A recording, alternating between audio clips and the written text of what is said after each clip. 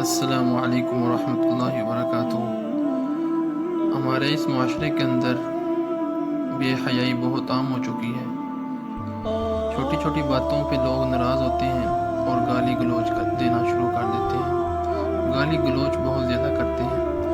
ہمارے آقا حضرت محمد صلی اللہ علیہ وسلم نے آخری وقت میں 2 وصیتیں فرمائی تھی، ایک الصلاۃ اور دوسری وما ملکت ایمانکم، کہ میری امت نماز نہ چھوڑنا اور اپنے متحدوں کا خیال رکھنا، انہیں تنگ نہ کرنا، انہیں ذلیل و خوار نہ کرنا، انہیں گالیاں نہ دینا اور ان پر ظلم نہ کرنا۔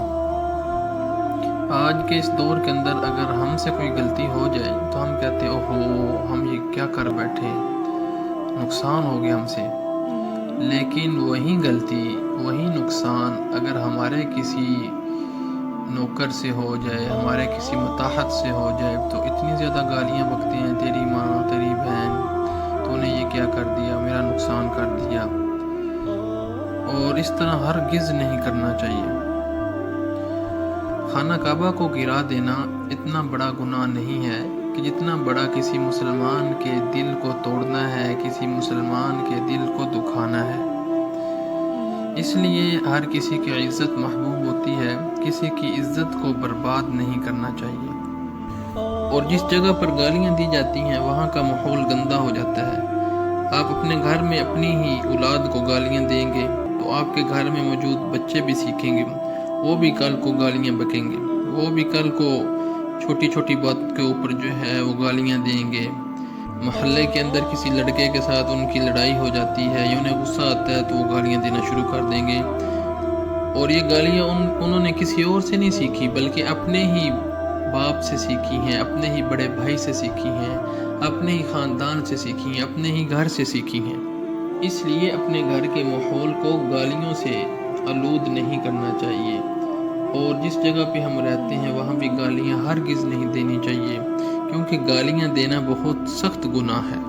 اور پھر جب بھی گالی دی جاتی ہے، مائیں اور بہنوں کی گالیاں دی جاتی ہیں، تیری ماں کو یوں، تیری بہن کو یوں۔ کیا مائیں اور بہنیں اتنی سستی ہیں کہ جب جی چاہے ان کو گالیاں دینا شروع کر دینا؟ کچھ تو ایسے پاگل لوگ ہیں اپنی ہی بیٹی کو، اپنے ہی بیٹوں کو گالیاں دیتے ہیں، تیری ماں کو، تیری بہن کو۔ اللہ معاف فرمائے، کس قدر اخلاق سے گری ہوئی بات ہے۔ اور جو بیچاری گھر میں بیٹھی ہے ان کا کیا گناہ ہے؟ جب دل کرے ان کی عزت کو پامال کر دیا جاتا ہے، جب دل کرے ان کی عزت کو تار تار کر دیا جاتا ہے۔ احادیث میں اس پر سخت وعیدیں آئی ہیں۔ ترمذی شریف کی ایک حدیث ہے، اللہ تعالیٰ بد زبان اور بےہودہ گوئی کرنے والے سے بغض و عداوت رکھتا ہے۔ اور اسی طرح بخاری شریف کے اندر ایک حدیث موجود ہے، سباب المسلم فسوق وقتالہ کفر، مسلمان کو گالی دینا فسق ہے اور اس کے ساتھ قتال کرنا کفر ہے۔ اور اسی طرح جو گالیاں دیتا ہے، گالیاں بکتا ہے، وہ شخص منافق ہے۔ یہ منافق کیوں ہے؟ ایک حدیث میں نبی صلی اللہ علیہ وسلم نے فرمایا، منافق کی 4 نشانیاں ہیں۔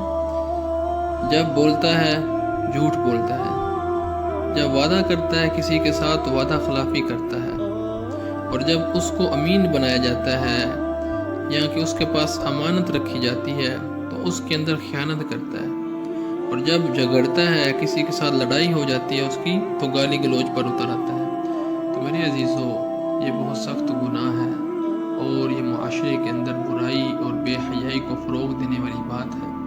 اس لیے کسی کو بھی گالی نہ دے، اور جس کو گالی دی جا رہی ہے وہ سمجھائے کہ دیکھو بھائی، اپنی حد میں رہو، اور گالی میں برداشت نہیں کر سکتا۔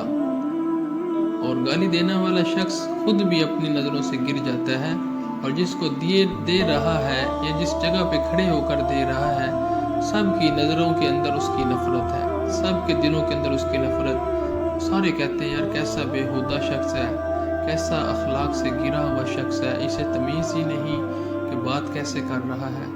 اس لیے دعا کریں کہ اللہ رب العزت ہمیں اچھے اخلاق دے، ہمیں اچھی صفات دے، گالی گلوچ، ہاتھا پائی، لڑائی جھگڑے سے ہمیں محفوظ رکھے۔